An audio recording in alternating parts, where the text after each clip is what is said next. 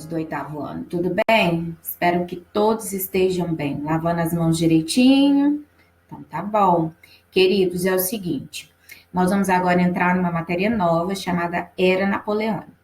Eu espero que vocês tenham visto a aula anterior, que foi sobre Revolução Francesa, para poder a gente conseguir dar sequência ao nosso conteúdo, tá? Igual eu mencionei na aula anterior, vamos fazer como se a gente estivesse em sala, vamos nos inserir nesse processo de aprendizado, mesmo que à distância, mas para poder a gente poder aproveitar o tempo nesse período de isolamento, tá bom, queridos? Então, vocês vão pegar o livro, tá na página 33, 34 e 35 e atividade na página 35, ok? Anota lá no seu caderninho todas as observações que eu irei fazer ao longo da apresentação desse slide. Então, vamos lá. Primeiro tópico que a gente tem que saber é do período napoleônico. Para quem não sabe, eu sou uma grande admiradora de Napoleão Bonaparte. Gosto muito da política na qual ele exerceu na França, né? Lógico que há algumas ressalvas, ele era extremamente violento, né? Não era uma pessoa muito simpática, mas no campo econômico e político ele usava de muita estratégia, tá? Então, vamos inserir a França dentro do contexto de Era Napoleônica. Nós vimos na aula anterior sobre a Revolução Francesa, que foi um desarranjo, né, político e econômico social, né, que durou 10 anos. Durante esses 10 anos, houve vários, né, governantes, houve uma alternância entre um período monárquico e republicano. Isso abre um espaço para o Napoleão Bonaparte. Aonde estava Napoleão durante a Revolução Francesa? Ele estava conquistando territórios para a França. Ele era general, ele era militar. Então, ele estava numa expansão militar para conseguir territórios para a França. Porque o que ditava a riqueza dos países no século XVIII? A quantidade de terras que você tinha, ok? Então, Napoleão, quando ele volta para a França, ele encontra aquela bagunça toda da Revolução Francesa. Isso abre um precedente para ele seguir carreira política. Além de ter uma carreira militar brilhante, fantástica, Napoleão se insere também na política. Qual que é a história de Napoleão? Ele veio da Sicília, ele era italiano, então ele falava um francês muito arrastado, ele era baixinho, né? Que isso é uma das características marcantes dele. Ele não tinha muitas expressões faciais, ele era muito sério, né? Poucas vezes se viu Napoleão sorrindo. Ele tinha o hábito de sempre tirar, né, de posar para as pinturas com a mão próxima do abdômen, próximo do estômago, né? Ele se sentia elegante. Ele foi casado com uma mulher que era referência de moda, né, para a França. Então, assim, tem todo um mistério em volta da vida de Napoleão. Então, o primeiro governo dele a gente vai intitular de consulado. Durou 5 anos. O que é um consulado? É quando ele se intitula cônsule. Ele chegou na agitação política da Revolução Francesa, ele viu um espaço, né, para poder se organizar, para poder fazer sua carreira política. Ele toma o governo, né, da mão dos girondinos, que eram os últimos, né, que tinham ascendido na Revolução Francesa, no governo francês, e aí ele se intitula cônsul. Ele fica 5 anos durante esse período. Então, as primeiras coisas que ele faz é recuperar a economia francesa, que estava um desastre, e reorganizar administrativamente. Então, ele começa a fazer uma série de obras públicas na França, porque isso gera emprego, e faz uma série de reformas. Todos aqueles que viviam de pensões, né, da coroa francesa, ele vai cortar. Gasto desnecessário ele corta. Ele cria também um Código Civil, era um código pequeno, tinha apenas 7 artigos, mas na qual eram muito eficientes. Então, por exemplo, um dos artigos do Código Civil napoleônico era proibir o direito de greve, né? Isso era extremamente proibido, o direito de greve ou formação de sindicato. Então, os trabalhadores não poderiam se organizar de forma coletiva, ok? Então, o primeiro governo de Napoleão é o consulado. Então, vocês escrevam em consulado, a data e quais são as características desse período. Recuperação econômica, reorganização administrativa e o Código Civil napoleônico. Segunda fase, império. Como que nasce o Império Napoleônico? Napoleão, muito esperto, viu, diante dessa desorganização, que se ele fizesse um plebiscito. Professor, o que é um plebiscito? É uma convocação popular. Ele convocou o povo para votar se ele deveria ser imperador ou continuar como cônsul. Como a galera estava gostando muito das reformas que ele estava promovendo, então ele conseguiu o direito de ser imperador. E é muito interessante que no dia da coroação dele, ele chamou todos, né, reis, príncipes da Europa, chamou o Papa, que o Papa saiu lá de Roma e foi baixar lá na França para ver a coroação. No momento da coroação, quando o Papa está colocando a coroa na cabeça dele, ele pega da mão do Papa e ele mesmo se coroa, né? Ou seja, um ato totalmente absolutista, centralista, egocêntrico, ok? Então, ele faz a coroação dele, depois ele faz a coroação da sua esposa, Joséphine Bonaparte. Então, tem um quadro pintado bonitinho, onde que ele está tomando a coroa da mão do Papa. O Papa fica com aquela cara de pêssego caído, né? Sem graça, e se sente humilhado. Ele escreve no seu diário: me senti humilhado pelo Napoleão Bonaparte ao se autocoroar, ok? Então, no seu governo imperial, a primeira coisa que ele vai promover é o quê? Expansão militar. Uai, galera, ele é general, né? Ele veio do exército, ele estava em empreendimento de conquistas territoriais. Então, o que ele vai fazer para a França? Ele quer aumentar, né, o Estado francês. Essa parte toda que vocês estão vendo aqui é a França até o período da Revolução Francesa, de roxo. Essas eram as possessões da França até a Revolução Francesa. Com a chegada de Napoleão, ele vai pegar essas partes todas que estão aqui, tá vendo? Com um tracejado vermelho. Então, ele pega a região até próximo da Itália. Lembra que eu falei para vocês que ele é italiano? Ele tem descendência italiana, então ele pega algumas regiões que ele achava interessante e anexa para o Império Francês, ok? Outra coisa que o Napoleão também vai promover durante o governo imperial vai ser o bloqueio continental.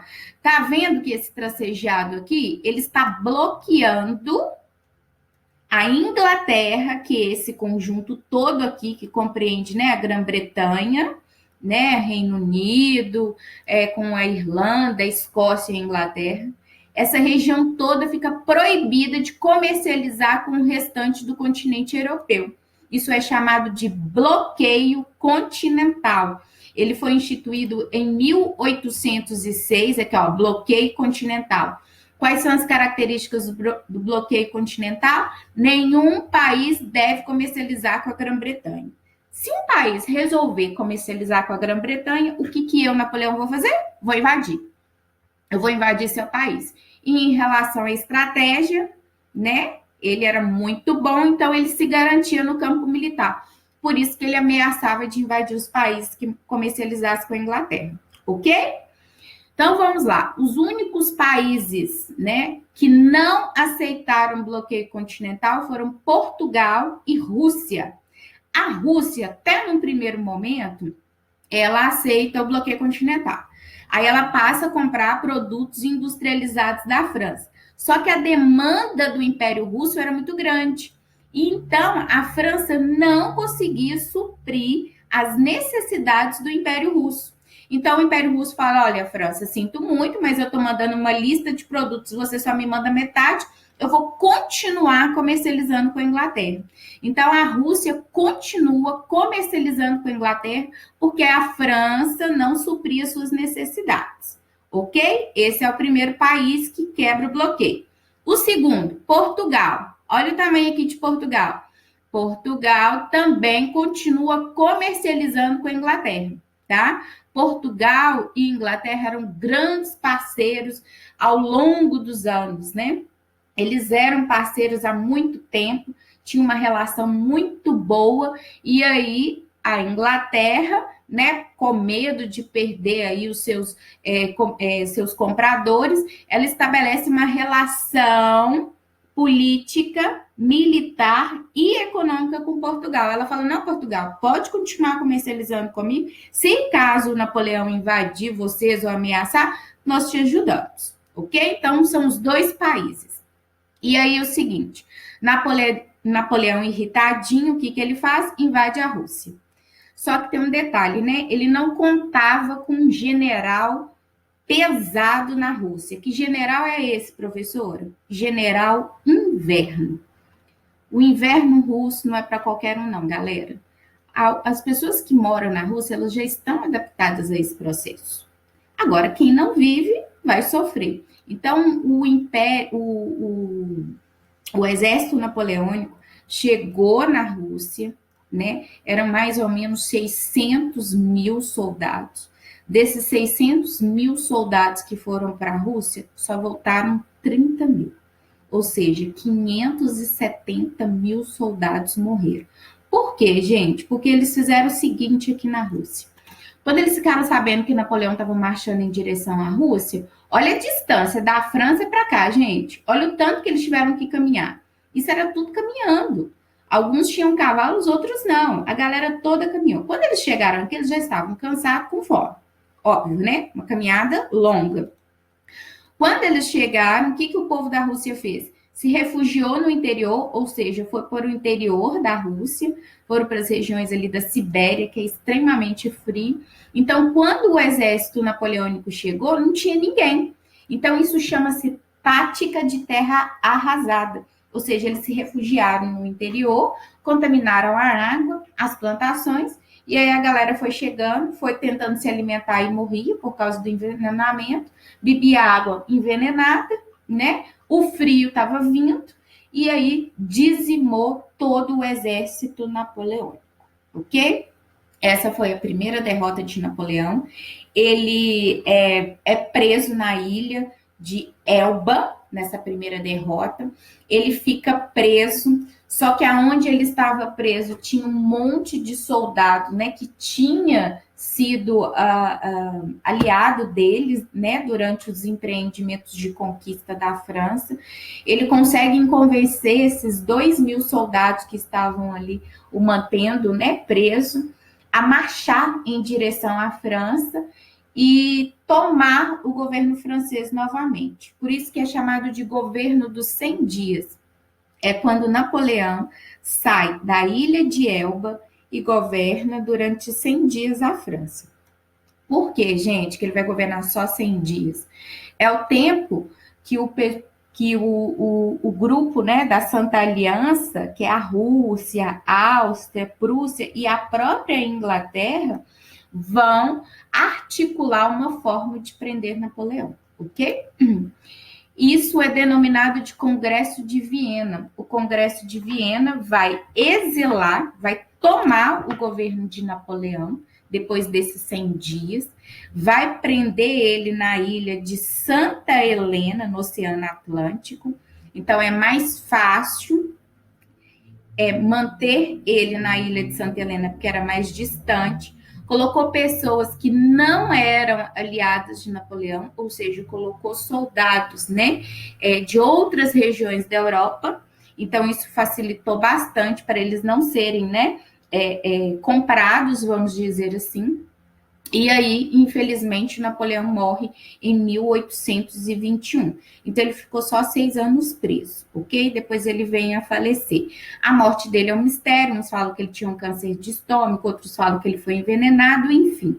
Essas conspirações que a gente não consegue ter um desfecho correto.